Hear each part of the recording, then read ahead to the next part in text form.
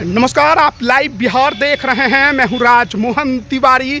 देखिए, लोकसभा चुनाव 2024 का बिगुल चुनाव आयोग ने बजा दिया है। बीते कई महीने से इस चुनाव को लेकर बिहार की सरगर्मी बढ़ी हुई थी। लगातार राष्ट्रीय पार्टी के नेताओं का बिहार दौरा देखने को मिल रहा था। महागठबंधन हो या एनडीए, सब के सब राजनीतिक दल इस चुनाव की तैयारी में जुटे थे और आज चुनाव आयोग ने कह दिया है कि बिहार की में 7 चरणों में ये चुनाव कराए जाएंगे। 40 लोकसभा की सीटें हैं और 7 चरणों में तमाम सीटों पर चुनाव संपन्न कराए जाएंगे। 19 अप्रैल से चुनाव शुरू होगा और 1 जून तक चलेगा। 4 जून को मतगणना होगी जिसमें पता चलेगा किस सीट से कौन सांसद बना। लेकिन देखिए, बिहार की राजनीति में सबसे हॉट सीट है हाजीपुर की सीट। पूर्व केंद्रीय मंत्री दिवंगत रामविलास पासवान के विरासत की लड़ाई है। एक तरफ मौजूदा सांसद केंद्रीय मंत्री पशुपति कुमार पारस का दावा है, तो वहीं चिराग पासवान एनडीए में बात करने के बाद काफ़ी गदगद दिखाई दे रहे हैं। चाचा भतीजे की लड़ाई हाजीपुर में अभी भी बनी हुई है और ऐसे में सबसे ज़्यादा चर्चा तो उसी सीट की होगी। हाजीपुर की हम बात करें तो वहाँ पर भले अभी मौजूदा सांसद पशुपति कुमार पारस हो, लेकिन उनके लिए राह कठिन हो गई है। चिराग को एनडीए में सब कुछ मिल गया, ऐसा दावा किया जा रहा है। चिराग खुश हैं तो पारस निराश दिखाई दे रहे हैं। प्रेस कॉन्फ्रेंस करके कह रहे हैं कि उनके साथ अन्याय हुआ है। तो ऐसे में हाजीपुर की सीट पर भले ही चिराग का दावा बना हो एनडीए में, लेकिन उनके चाचा पारस भी पीछे हटने को तैयार नहीं है। ताल ठोक कर कह दिया है, लड़ूंगा तो हाजीपुर से। ऐसे में ये जानना बड़ा रोचक है कि आखिरकार हाजीपुर में कब चुनाव होने जा रहा है, नामांकन कब होगा और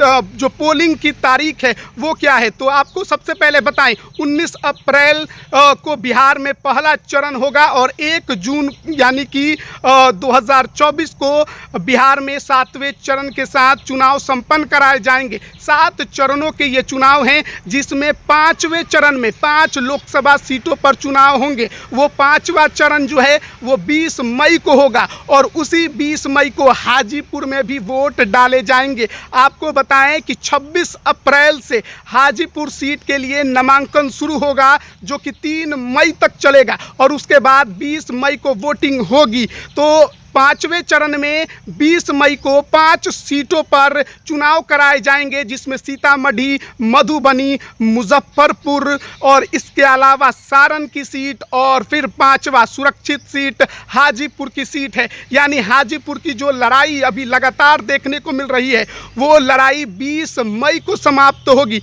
लेकिन उससे पहले ये भी देखना होगा कि क्या एनडीए में सब कुछ ठीक हो जाता है। पारस ने दावा ठोका है, लड़ने की बात कही है, लेकिन क्या वो लड़ाई एनडीए के अंदर अभी ही देखने को मिलेगी। क्या बीजेपी मना लेगी पारस को या फिर चिराग के साथ पारस का कोई समझौता भी हो पाएगा। तो बड़े ही रोचक मोड़ पर लड़ाई हाजीपुर सीट की है। अब तक दावेदार जो हैं वो 2 एनडीए खेमे से ही हैं। हालांकि महागठबंधन से भी चर्चा जरूर है कि आरजेडी अपना कैंडिडेट वहां से देगी। पारस के महागठबंधन में बात करने की बात जरूर कही जा रही है, लेकिन कहा जा रहा है कि तेजस्वी यादव उसके लिए तैयार नहीं है।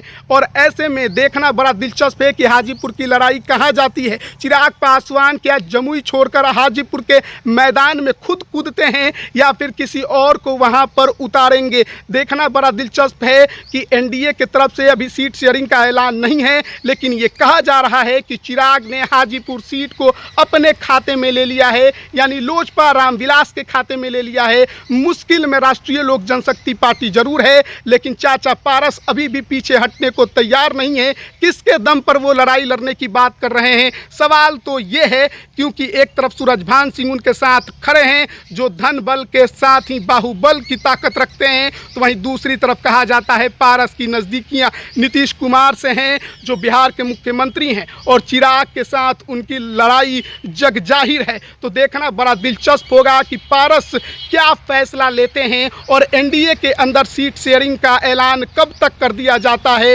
हाजीपुर सीट पर 20 मई को चुनाव कराए जाएंगे।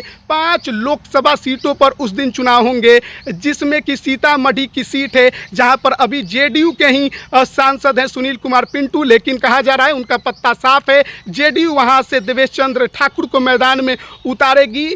और एक और नाम की चर्चा है माधव आनंद, जो कि उपेंद्र कुशवाहा के करीबी हैं, लेकिन आसान उनके लिए नहीं होने वाला है। जेडीयू के खाते में ये सीट जानी तय मानी जा रही है। दूसरी सीट मधुबनी के है जहां पर बीजेपी के पूर्व सांसद हुकुमदेव नारायण यादव के बेटे अशोक यादव सांसद हैं, लेकिन उनके लिए कहा जा रहा है कि 50-50 का चांस है, बीजेपी रिपीट भी कर सकती है, टिकट काट भी सकती है। वहीं बात करें अगर हम मुजफ्फरपुर की, तो वहां से अजय निषाद सांसद हैं, 2 बार से लगातार सांसद हैं, उनकी रिपोर्ट कार्ड अच्छी बीजेपी को नहीं गई है, लेकिन अगर मुकेश सहनी के साथ एनडीए का गठबंधन हो गया अगर, तो मान के चलिए कि अजय निषाद के लिए मुश्किल वहां पर होगी। इसके अलावा सारण की बात करें तो उस सीट पर राजीव प्रताप रूडी पूर्व केंद्रीय मंत्री सांसद हैं, उनके लिए भी राह आसान नहीं है। देखना होगा बीजेपी उनको रिपीट करती है या कोई नया चेहरा मैदान में सारण की सीट पर उतारती है। तो और हाजीपुर सुरक्षित सीट,